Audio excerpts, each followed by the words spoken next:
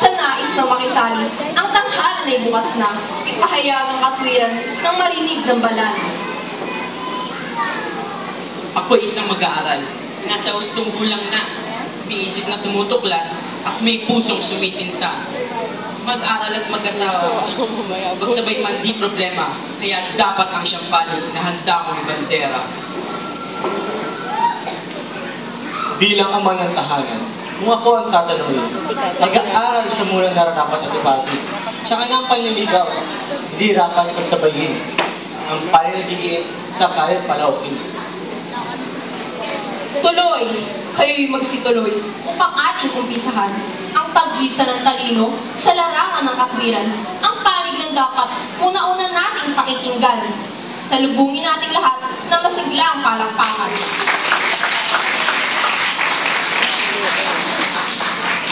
Ang tao sa mundo'y nilikha ng may kapal. Kasama nilang kapal, ang damdamin at isipan. Hindi dapat magsabayin ang manglinaw at mag-aral. Sana sa isip na lang muna ang sa tao'y binigay. Sa tahanan muna unang namumula sa pag-ibig. Ang sanggol na laging kukup ng ina sa kanyang dibdib. Bago pa mamakagapang, magsalita, magkaisip, naman na ang pagmamahal ng magulang at kapatid.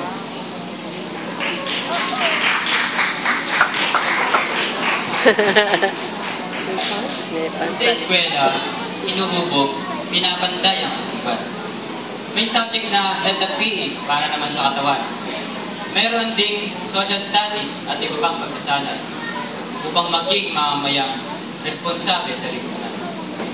Kumpleto ang curriculum upang tayo makumpleto sa paglago ng isipan, katawan at pagkatao. Kapag ang crush o puppy love, wangpan na ni Cupido ay dumating, bahagi ng dapat na ikatulong. Kaya kung ang estudyante ay pumorma at manligaw, walang dapat ipagtata pagkat ito'y normal lang. Ang binatang umiibig, ang dilagang minamahal, ganado at inspirado sa kanilang pag-aaral. Pakinggan natin lahat ang katwirang pumapanig na dapat daw pagsabayin, pag-aaral at pag-ibig. Sunod natin tatawagin upang dito'y humagupit. Hindi dapat salubungin ang palakpak na mainit.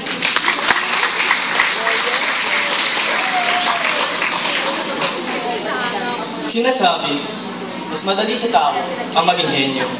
Tapos magkamali at magbunga ng di gusto. Sa pangaral ng magulang, na noon ay sinuway ko, mapait na kapalaran ang ina ng pagkabigo. Pagtuntong sa kolehiyo, sa kaklase na hindi na.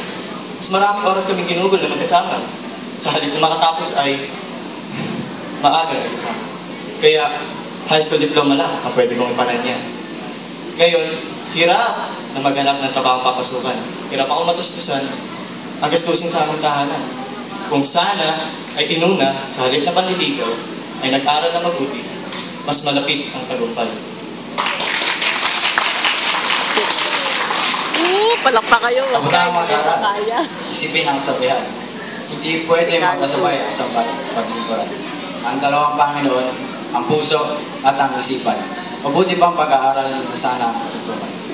Ganito ang natutunan sabihin sa pagkakamit. Ngunit kayo ang di pa ulit, huwag sayangin na sandali. Pag-aaral ay tapusin, manliligaw ang madali. Lalo kay tagumpay na limpak-limpak ang salamin. Wow! Nakatapos ang unang round nitong ating palagtasan. Nakapwa na katindig ang dalawang naglalaban.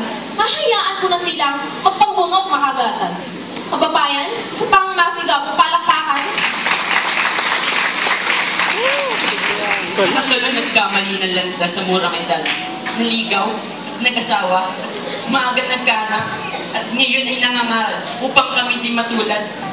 Ang tanging ko masabi ay marami kong salamat. Mag-asawa at mag-aral, mabigat ng pagsabayin, ngunit tila lumilias siya sa usapin. Kaya upang di malito, akin muna lilinawin. Panliligaw at di kasal ang paksa ng away namin. Ganon. Niligaw panay. Mag-aaral, maliligaw, dahil ito'y magkasabay. Di masama, hanggat kami mga kabataang nagmamahal ay marunong magdala, responsable, may paggalang, may ambisyong makatapos, at may basbas na magulang. Pag-aaral, panliligaw, kahit subayin ng nagkampo, maski harangan ng tabak, ay tiyak na mabibigo. Higpitan naman ng mga magulang, mandaan ng paghindo, tataas sa tatanan, magkikita ng patago. Salamat din sa katalong niliwanag ng bangsa. Palilay ka man, di ka sabihin mulat mula. Ako lang nga nagtwara. Justisyo kay haba-haba. Sa simbahan din ang tuloy, inunahan ko ng bangsa. Alalaon baga, pag sinabay sa pag-aaral o yan, panliligaw, ang tuloy din ay sa altar. Kaya, upang makaiwas sa di planong kalagayan, pag-aaral mo na sana ang unahin bago ligaw.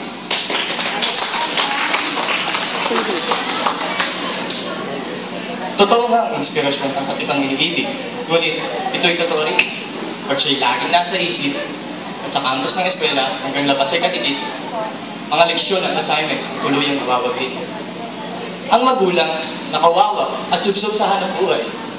Umuutang ng pag-tuition, pambaon sa araw-araw, umaasang anak nila ay gagraduate balang araw. Iyon pala ay binabalas ang oras sa panliligaw. Ang hirap sa gumagawa ng maling nagsisisi, ginagawang pamantayan ang nangyari sa sarili. Kaya noong kabataan, siya mismo ay rebelde at hindi niya alintana ang magulang na nagsabi. Mangyari kay noon, ngayon, at hanggang sa hinaharap, hindi pwede magkabula ang sinulat ni Balagtas. Pag pumasok sa puso ng sino man ang pagliyag, masunod lang ay sukdulang hahamakin lahat-lahat. Sa halip na kabataang mag-aaral ay pigilin, sa pagligaw lalo sasadlak sa panggigigil. Bakit hindi na lang sila bayaang balansin ang kaway ng karunungan at ang tibok ng damdamin?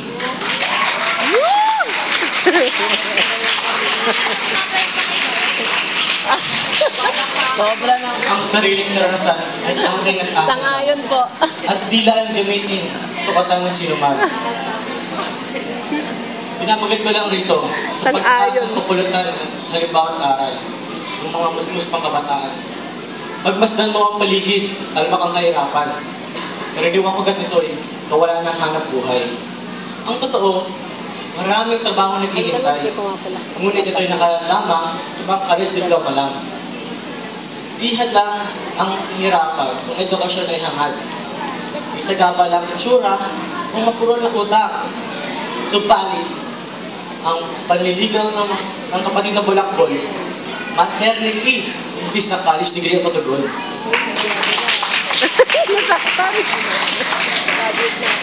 Ang panliligaw, samantala nag-aaral, ay maganda. Kapwa namin nagtitimbang, ugali ng isa't isa. Kung kami ay makagraduate, magtrabaho, mag-asawa, sa pagharap sa tambanay, walang puwang ang pangamba. Ang maligaw, samantala nag-aaral, ay tama lang, pagkat minsan lang kami dadaan sa kabataan. Aanin ang kayamanan, sa oras ng katandaan, kung kulubot na ang mukat, walang gustong magpaligaw.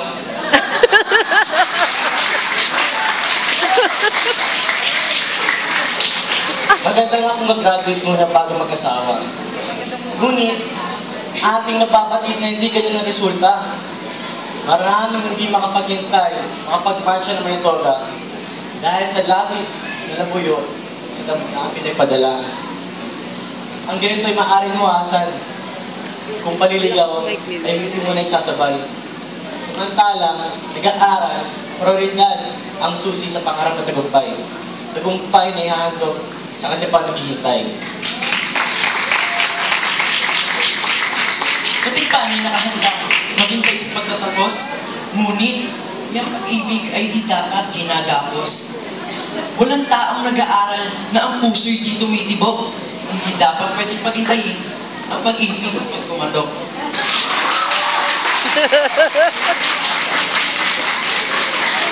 Ang mag-aaral at maligaw, kung parehong pagsabihin, mahati ang tensyon dahil ka pa agaw pansin.